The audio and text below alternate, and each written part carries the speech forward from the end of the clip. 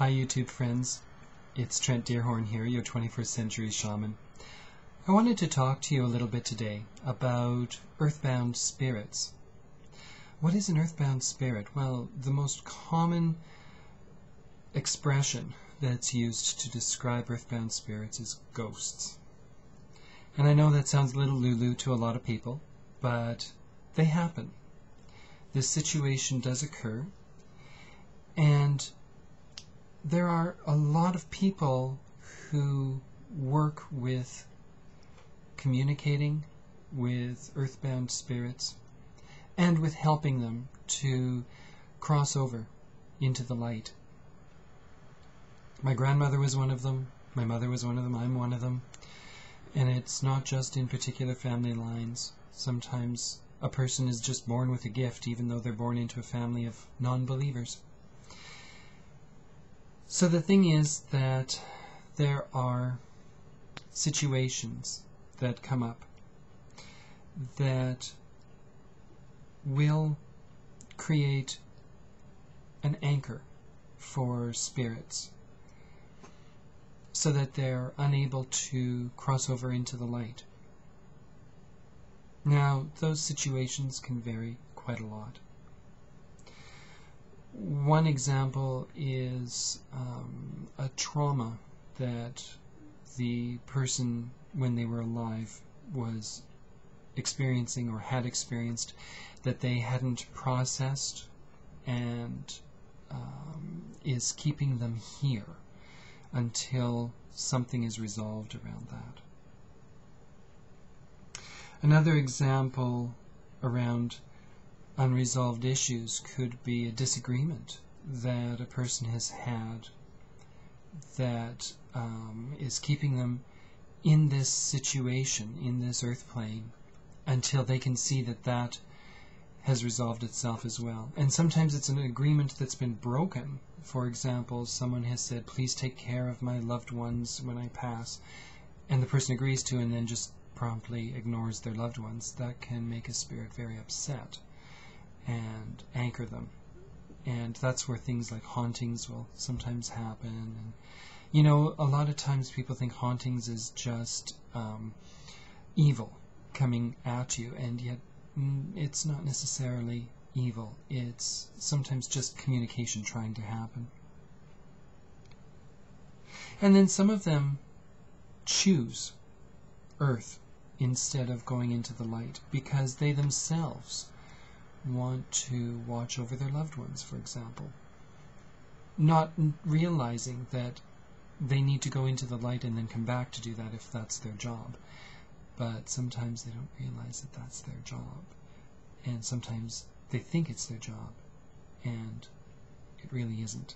It's up to the other spirit guides around their family members.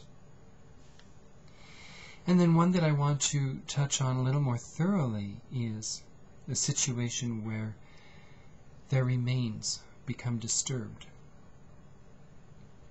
I used to live across the road from a graveyard, and this graveyard was just outside of the city, and a lot of times there would be teenagers who would come in the middle of the night and try to party in the graveyard during the weekend. And what would end up happening is they would create disruption and damage to the grave sites. And in addition to reporting them to the police so that the police could come and clear them out, I would also end up having to deal with the spirits that showed up as a result of these events and help them to create resolve and safety for their remains so that they could then cross over more thoroughly into the light.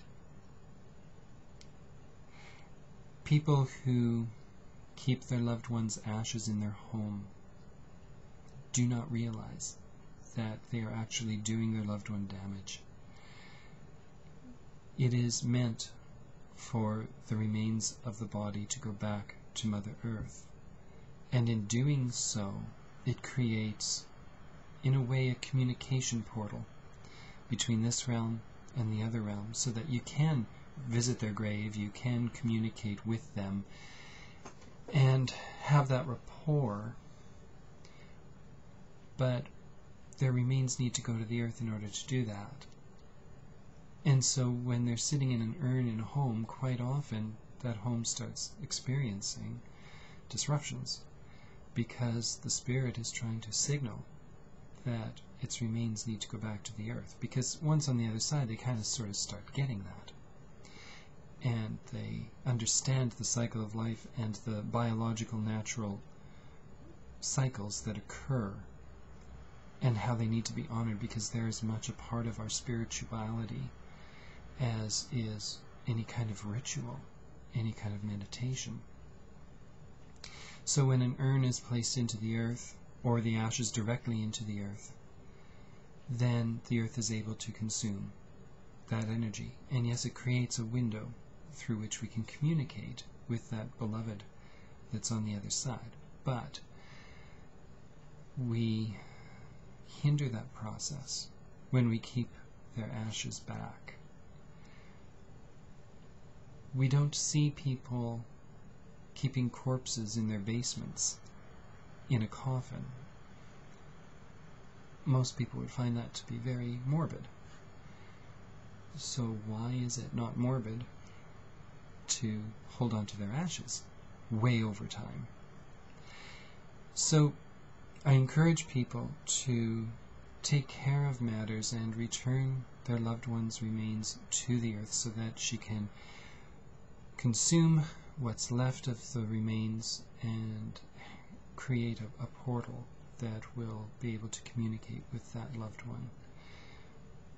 Now, graves were not always in existence. Burial grounds were, yes, but way, way back, sometimes people would just, perish in the middle of nature. And thousands of years later, people like myself end up stumbling across these sites and suddenly have a spirit that's earthbound and thousands of years of earthboundedness to deal with. And when they're earthbound in that situation, it's not necessarily that they weren't returned to the earth. It's that for some reason, and those reasons vary, they didn't cross into the light. One of them communicated that he had been shunned by his community, and to cross into the light would be to go against the shunning, which I found very fascinating, and at the same time very sad, because it made him earthbound for hundreds of years.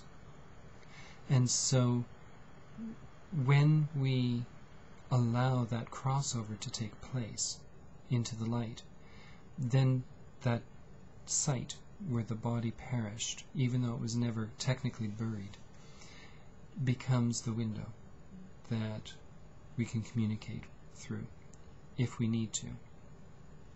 Now, I'm not one of those who believes in taking flowers to a gravesite every week. I've never done that in my life. I'm also not one who hangs around graveyards and chats with the dead all the time. You notice I said all the time. Anyway,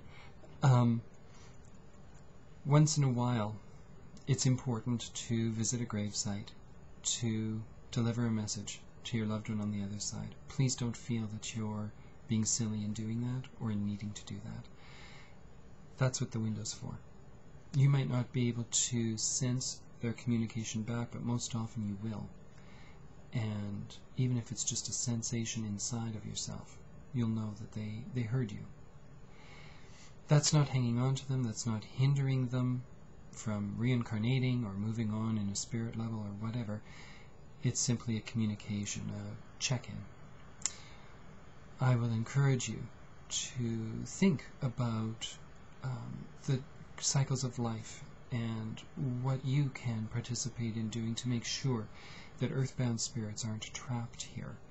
And there's plenty of books out there, there's plenty of information that you can get about helping spirits to cross over. Pay very little attention to Hollywood because they tend to blow everything out of proportion as usual, but do some research and have yourself a little bit more connected to the process. Blessed be.